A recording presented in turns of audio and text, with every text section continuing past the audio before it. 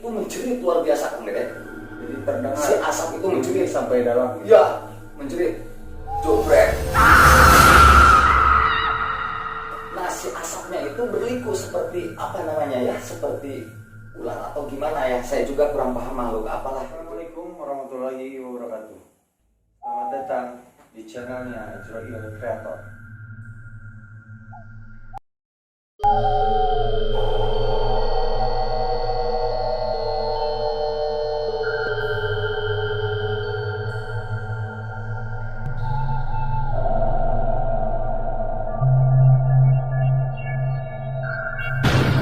Kita sebagai manusia merupakan makhluk yang paling sempurna.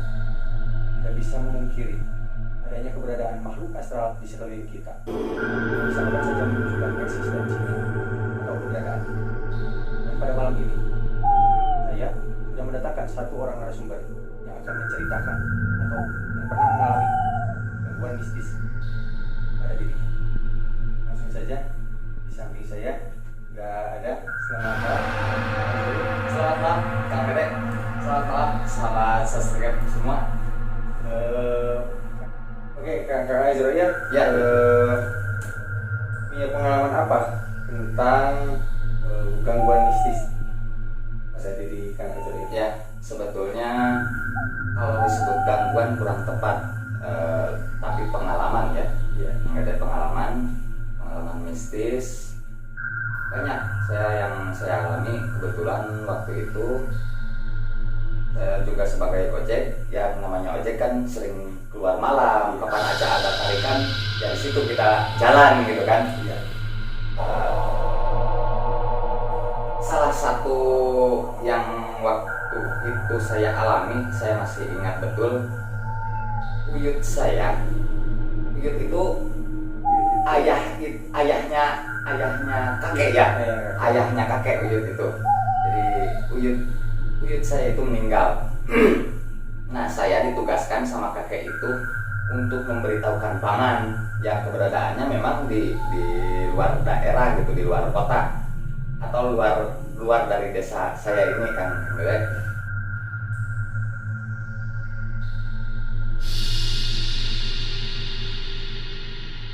Dulu kejadiannya tahun berapa?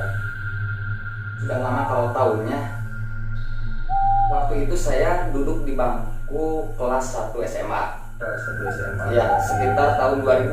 Tahun 2000. Tahun Berarti alat komunikasi itu belum ada ya? Belum, betul. Justru itu saya disuruh sama kakek itu memberitahukan ke paman.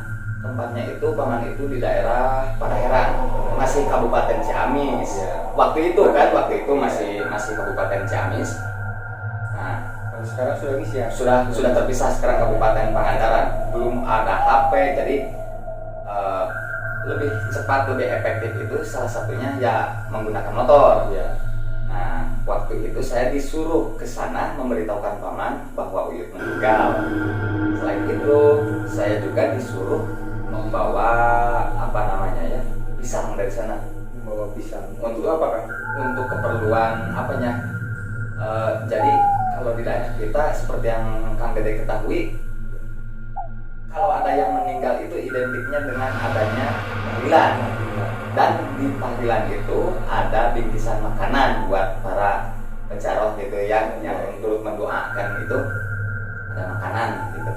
Nah saya disuruh membawa dari sana karena memang paman di sana bertani pisang. Oh, iya, gitu. Pisang. Ya. Nah waktu itu saya juga belum mempunyai SIM. Iya. Ya, jadi saya berangkat dari sini subuh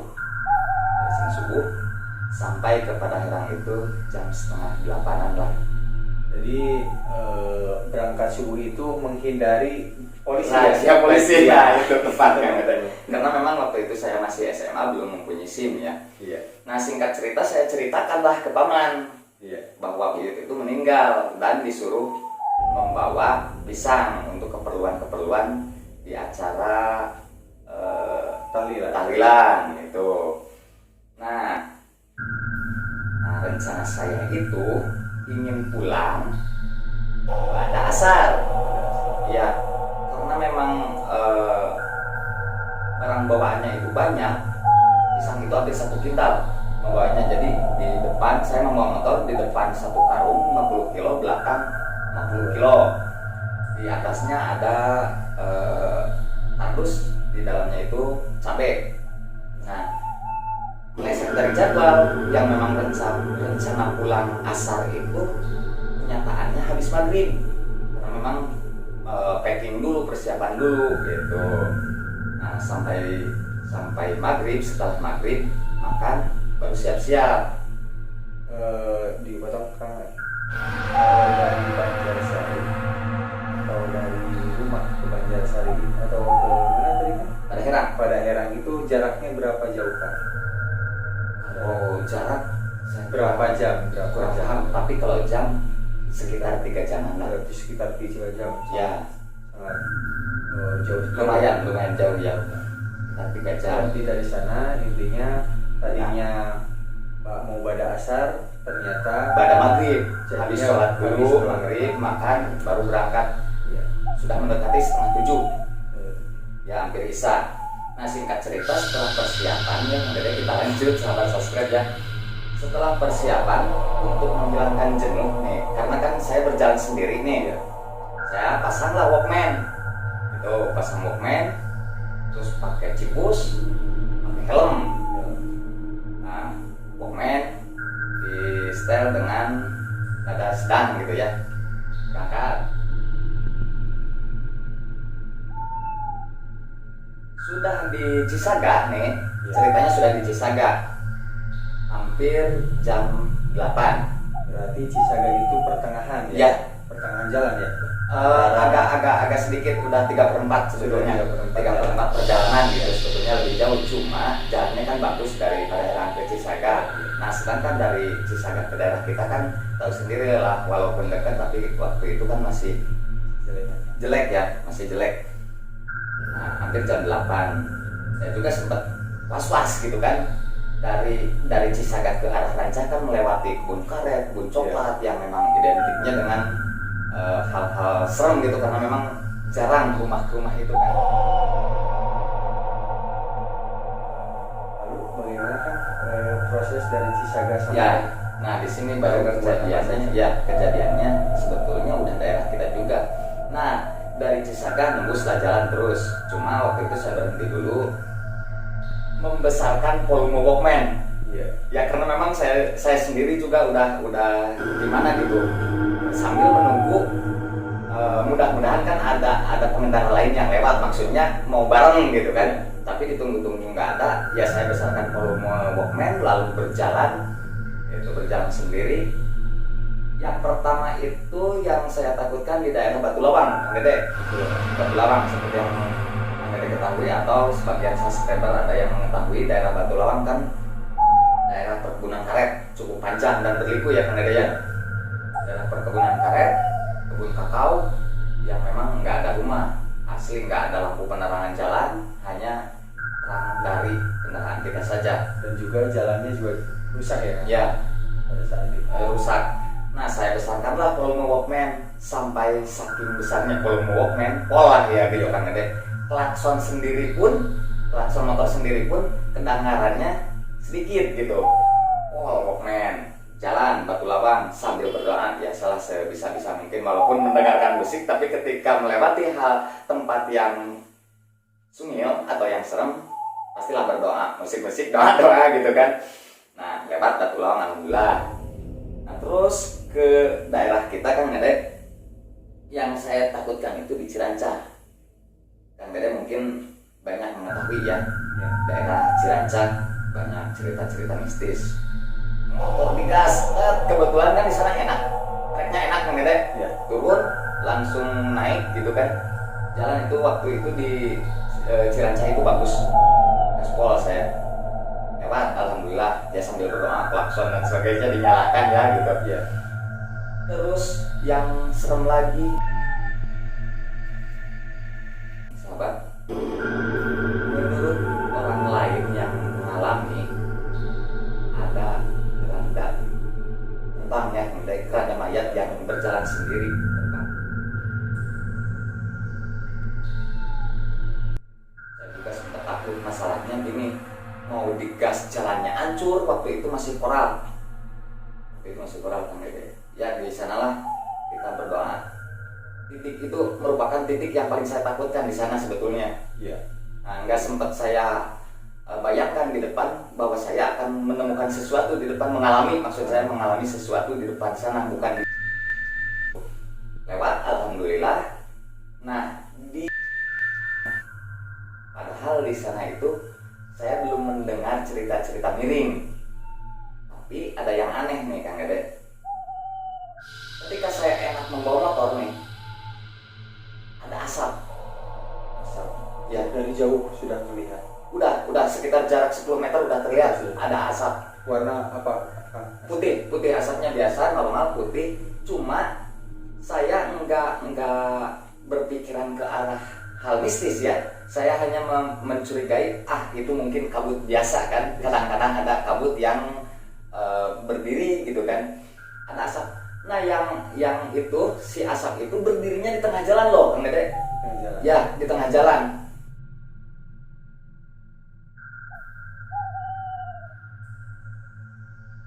Ya, saya lewat aja kan, nggak curiga itu sesuatu. Ya, saya lewat. Tapi yang aneh gini si asap itu kan. Pas saya lewati itu asap, ketabrak lah sama stang.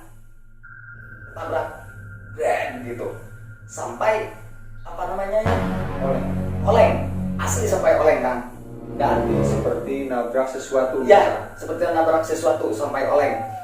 Dan yang saya ngeri sampai masih ingat sampai sekarang. Bayangkan Kang Dede gini, klakson sendiri aja karena memang Walkman, pol, ditambah cikus, ditambah helm, klakson sendiri aja sedikit kedengarannya ya. Nah, itu menjerit luar biasa Kang Dede. Jadi terdengar si asap itu menjerit sampai dalam. Ya, menjerit jobret. Nah, si asapnya itu berliku seperti apa namanya ya, seperti ular atau gimana ya, saya juga kurang paham makhluk apalah itu. Saya sendiri nggak tahu. Menjerit lalu terbang berputar-putar dan lari ke arah, kan di sana ada kebun, bukan mata air. Ada mata air. Ada mata air, lari ke arah mata air. Nah, di sanalah saya panik sahabat, asli panik luar biasa. Kan tikungan ya Kang Dede, tikungan gitu. Saya gas motor sekuat tenaga walaupun jalan koral, beban 1 kintal. Tepadoli lah cekasana, tepadoli motor rusak oke, tepadoli saking takutnya, saking panik. Sampai di tempat saya tidak bisa berbicara, saya turunkan dan langsung saya lemes, tubuh itu lemes. Ya, efek dari semuanya Kang Dede, 3 bulan saya sakit dan trauma, tidak berani keluar sendiri malam-malam. Ya.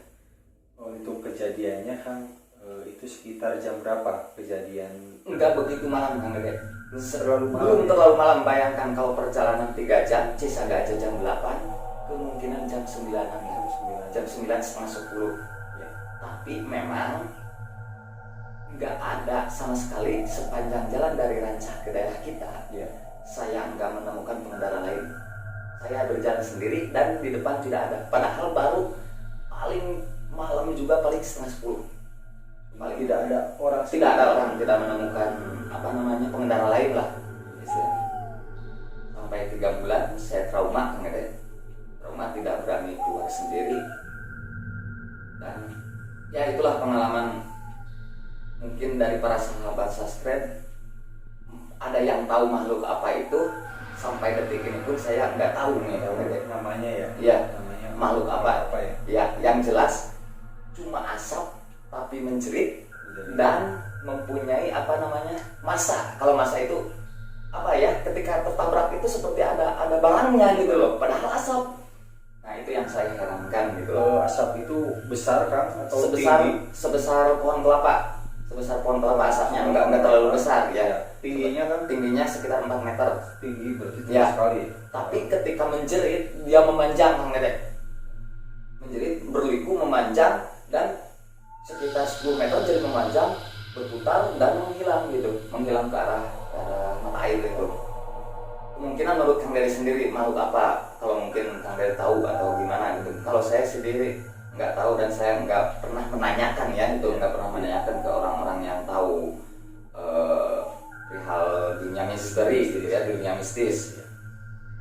Mungkin dari sahabat subscriber semua ada yang tahu bisa langsung komen ya, kira-kira makhluk apa Ya betul seperti itu ya. Karena memang saya sendiri yang mengalaminya, saya nggak tahu sampai saat ini gitu ya.